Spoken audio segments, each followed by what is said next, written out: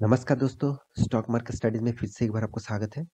तो आज मैं बात करने वाला हूँ टाटा मोटर्स के बारे में, क्योंकि बहुत दिनों के बाद मैं टाटा मोटर्स के ऊपर वीडियो बना रहा हूँ। क्योंकि जो खबर आई है वो बहुत इम्पोर्टेंट है और बहुत बड़ा खबर है।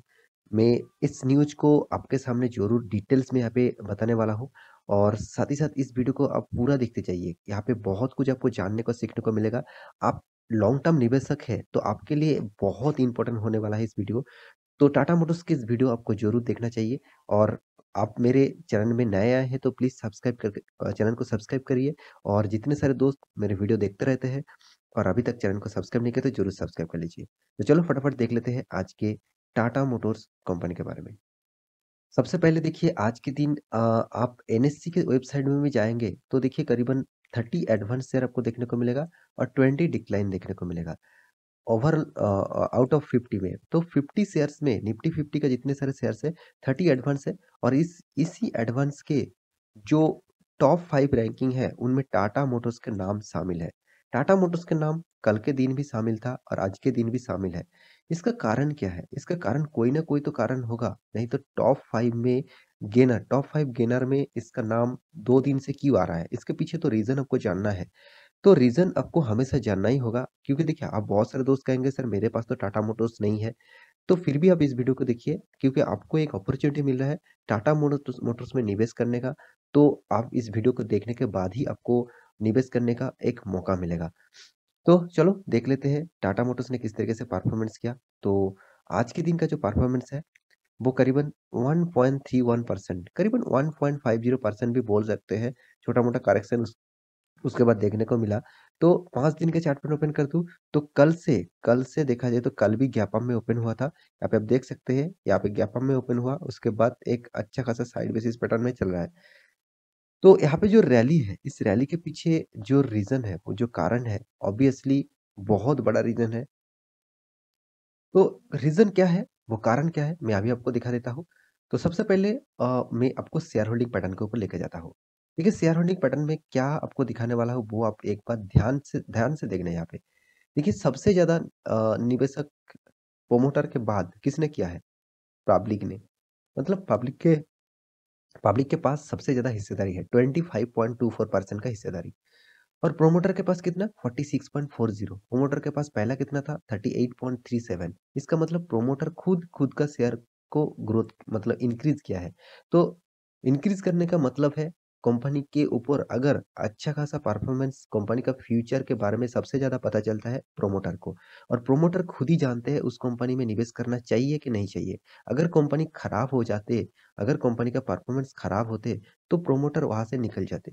तो मेरे कहने का मतलब है आप इस स्टॉक में निवेश करके रखे हैं, तो आपको इस तरीके से डेटा हमेशा चेकआउट करना होगा।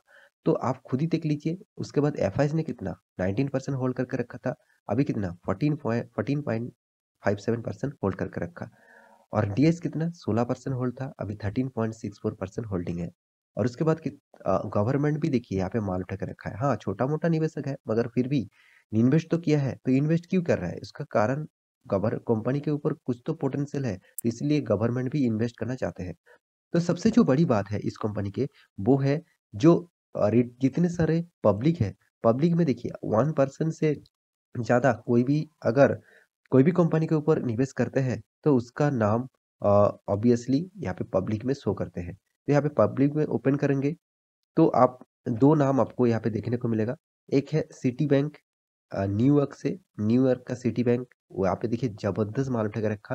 पहले 11% होल्ड करके रखा था, अभी 7.26% होल्डिंग है। कोई खराबी नहीं है, अच्छा खासा है। और सबसे जो इंडियन जो बड़ा इन्वेस्टर, सबसे दिग्गज इन्वेस्टर जिसका नाम आप सभी जानते हैं राकेश झुनझुनवाला जी। तो राकेश झुनझुनवाला जी ने इस कंपनी के ऊपर पहले निवेश किया था सितंबर क्वार्टर में 1.29% और दिसंबर तक होल्ड था 2020 में। उसके बाद मार्च तक होल्ड था। उसके बाद छोटा-मोटा यहाँ पे सेलिंग किया गया 2021 में और सितंबर में थोड़ा-सा माल बेचा गया। उसके बाद फिर से यहाँ पे निवेश किया करीबन 0.07% का निवेश। देखिए 0.07% आपको बहुत छोटा लगेगा, मगर कितना बड़ा अमाउंट है मैं अभी आपको दिखा देता हूँ। तो यहाँ पे निवेश बढ़ाने का जो कारण है उस कारण को तो आपको ज़रूर देखना चाहिए। अगर कारण नहीं जानेंगे तो आपको पता नहीं चलेगा किस लिए इन्वेस्टर यहाँ पे निवेश कर रहे हैं। तो चलो वो कारण भी आपको दिखा देता हूँ। तो यहाँ पे मैं आर्टिकल के ऊपर आ चुका हूँ, यहाँ पे देख सकते हो फाइनेंस एक्सप्रेस इस वेबसाइट के ऊपर आ चुका हूँ। इस वेबसाइट में जाकर आप भी खुद डेटा चेक कर सकते हैं।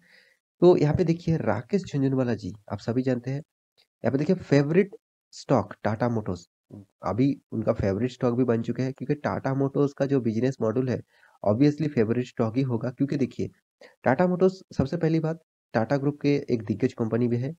साथ ही साथ ऑटो इंडस्ट्रीज के दिग्गज कंपनी भी है। और साथ ही साथ अ, क टाटा मोटर्स इलेक्ट्रिक व्हीकल के ऊपर सबसे ज़्यादा तेज़ी से काम कर रहा है। तो सबसे पहले फ़ायदा किसको मिलेगा? टाटा मोटर्स को ही मिलेगा। तो इसीलिए टाटा मोटर्स के ऊपर राकेश झुनझुनवाला पहले से ही निवेश करके रखे हैं। तो देखिए उनका जो स्टेक है, टाटा मोटर्स का जो स्टेक है उन्होंने ज़्यादा बढ़ा दिया है 2.51%। तो पहले कितना देखने को मिला था आपको? यहाँ पे 1.18%। और अभी फिलहाल यहाँ पे देखिए दिसंबर क्वार्टर में वो था, अभी तो जनवरी, फ़रवरी चल रहा है। तो उन्होंने रिसेंट बाइंग किया है, कौन-सा लेवल में बाय किया है वो तो किसी को पता नहीं चलता। मगर हाँ, उन्होंने बाय किया है, एक रिपोर्ट के माध्यम से यहाँ पे पब्लिश किया गया है। तो कितना हुआ 2.51%, जो पहले था 1.18% और अभी बन चुके हैं 2.5%। मतलब कितना स्टेक उन्होंने बढ़ाया है। देखिए अगर कंपनी में उसको फ़ायदा नहीं दिखते तो वो उस कंपनी में इतना पैसा क्यों लगाते? तो ऑब्वियसली फ़ायदा दिखता है। साथ ही साथ दूसरी बात जो है ये हाँ, यहाँ पे स्टेक बढ़ाने का जो कारण है जेएलआर, यहाँ पे देखिए एनवीडिया डील, मतलब एनवीडिया आप सभी जानते हैं एक ग्राफ़िक्स बनाने वाला कंपनी है। एक ग्राफ़िक्स मतलब एक माइक्रो प्रोसेसर चिप जो होते हैं, जो सेमीकंडक्टर चिप होते हैं, वही बनाने वाला कंपनी है एनवीडिया। तो एक्चुअली जेएलआर और रेंज रोवर ये दोनों ही टाटा ग्रुप के सबसे दिग्गज और सबसे बड़ा कंपनी, सबसे बड़ा गाड़ियाँ है और इससे बहुत रेवेन्यू भी जनरेट होता है। तो इस दोनों का सेल्स बहुत डाउन हो चुके हैं क्योंकि सबसे जो प्रॉब्लम है सेमीकंडक्टर का प्रॉब्लम। तो सेमीकंडक्टर का प्रॉब्लम को सॉल्व करने के लिए एनवीडिया के साथ डील हो चुके हैं, बहुत बड़ा डील हो चुके हैं और इसी डील के लिए टाट राकेश झुनझुनवाला जी भी इन्वेस्ट किया है। साथ ही साथ आप देख सकते हैं जेपी मॉर्गन जो इंडिया का नहीं वर्ल्ड के नंबर 1 मतलब एक इंस्टीट्यूशन है जो सबसे ज़्यादा रिसर्च करते हैं, सबसे ज़्यादा पैसा उसी के पास है। उन्होंने भी देखिए 26% रैली का एक अंदाज़ा आपको दे चुके हैं। तो अभी फिलहाल कंपनी का प्राइस रेंज कितना चल रहा है वो देख लीजिए, 500 रुपीज़। और मॉर्गन ने कितना टारगेट दिया आप देख लीजिए, 630 रुपीज़, मतलब 100 रुपीज़ से भी ज़्यादा इतना बड़ा टारगेट रखा है उन्होंने। 26% का यहाँ पे उन्होंने ग्रोथ रखा है इस कंपनी का। तो यही चीज़ आपको दिखाने वाला था क्योंकि देखिए अगर कंपनी में कुछ हलचल हो रहा है, कंपनी में कुछ काम हो रहा है, कंपनी के ऊपर कुछ डेटा आपको अच्छा खासा मिल रहा है, तो उसके पीछे रीज़न आपको जानना चाहिए। देखिए, आप रीज़न नहीं जानेंगे, तो आपको पता नहीं चलेगा कंपनी क्यों इतना तेज़ी से भाग रहा है? आप तेज़ी देखकर ही निवेश कर देंगे तो आप फ्यूचर में फँस सकते हैं। तो मेरे हिसाब से ये जो न्यूज़ है बहुत पॉज़िटिव है और टाटा मोटर्स तो मेरा फ़ेवरेट स्टॉक भी है। राकेश झुनझुनवाला जी को भी फ़ेवरेट स्टॉक बन चुके हैं। मेरा भी फ़ेवरेट स्टॉक है क्योंकि मैं बहुत पुराना निवेशक हूँ। बहुत लो प्राइस में 2 डिजिट में मैं खरीद के रखा हूँ, अभी तक होल्ड करके रखा हूँ क्योंकि मुझे इस कंपनी के ऊपर ज़्यादा भरोसा है और आपके भी इस कंपनी के ऊपर भरोसा है तो आप होल्ड कर सकते हैं। नहीं तो आपको प्रॉफ़िट मिल चुके हैं तो आप निकल भी सकते हैं। देखिए वो आपके राय होंगे क्योंकि पैसा आपके है। तो मैं यही एक बात ज़रूर कहूँगा, इस तरीके से न्यूज़ ऑब्वियसली एक बहुत बड़ा पॉज़िटिविटी ले आते हैं। तो मुझे लगता है एनवीडिया के साथ जो डील होने वाला है, ज जो एक्चुअली एनवीडिया के साथ जो डील है, वो एक्चुअली सेमीकंडक्टर का डील। तो इस डील फाइनल हो चुके हैं। अभी एनवीडिया सेमीकंडक्टर बनाएँगे और उसका फ़ायदा किसको होगा? ऑटो सेक्टर इंडस्ट्रीज़ को। और ऑटो सेक्टर में पहले कौन इस डील को पकड़ा? टाटा मोटर्स। टाटा मोटर्स का ही फ़ायदा होगा। तो इसका जो ज़्यादा बेचने वाला जेलर और रेंज रोवर, दोनों की ही जो मेन दिक्कत था, वो है सेमीकंडक्टर प्रॉब्लम। तो सेमीकंडक्टर अगर मिल जाते हैं और अच्छा खासा डेल मतलब ज़्यादातर प्रोडक्ट उसको मिलते हैं, तो गाड़ियाँ बहुत ज़्यादा लॉन्च होगा, मतलब बहुत ज़्यादा मैन्युफैक्चरिंग होगा और कंपनी को भी फ़ायदा होगा, साथ ही साथ इन्वेस्टर को भी फ़ायदा होगा। तो यही बात आपको दिखाना था। और बाकी डिटेल्स तो मैं आपको बहुत बार दिखा चुका हूँ। टाटा मोटर्स के ऊपर आप निवेश करके रखे हैं, तो आप खुद ही देख लीजिए 1 साल में कंपनी ने 53% तक रिटर्न दिया। हाँ, 5 साल में कंपनी देखिए किस तरीके से रिटर्न दिया, मात्र 11%। अच्छा खासा गिरावट हुआ था और उसके बाद कितना शानदार यहाँ पे कंपनी ने रिकवरी किया। तो मैक्सिमम चार्ट पैटर्न ओपन कर दूँ, तो देखिए कंपनी बहुत वोलेटिलिटी लेके चल रहा है, क्योंकि देखिए कोई छोटा-मोटा कंपनी नहीं है। आप कहेंगे सर टाटा मोटर्स का कोई छोटा-मोटा कंपनी है, तो इसलिए इतना भारी भरकम गिरावट हो रहा है। देखिए कोई छोटा-मोटा कंपनी नहीं है, 1,80,000 करोड़ से भी ज़्यादा इसका मार्केट कैपिटलाइजेशन है।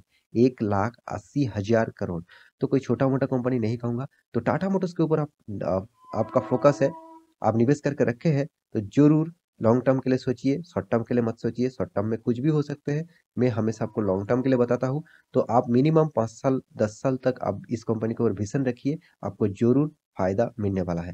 तो आशा करता हूँ सारी जानकारी आपको मिल चुका है। तो मेरा वीडियो अच्छा लगे तो लाइक करना, दोस्तों के साथ शेयर करना और इस चैनल को सब्सक्राइब भी करना। मिलते हैं नया स्टॉक लेके, तब तक के लिए अच्छे से रहिए, अपने ख्याल रखिए।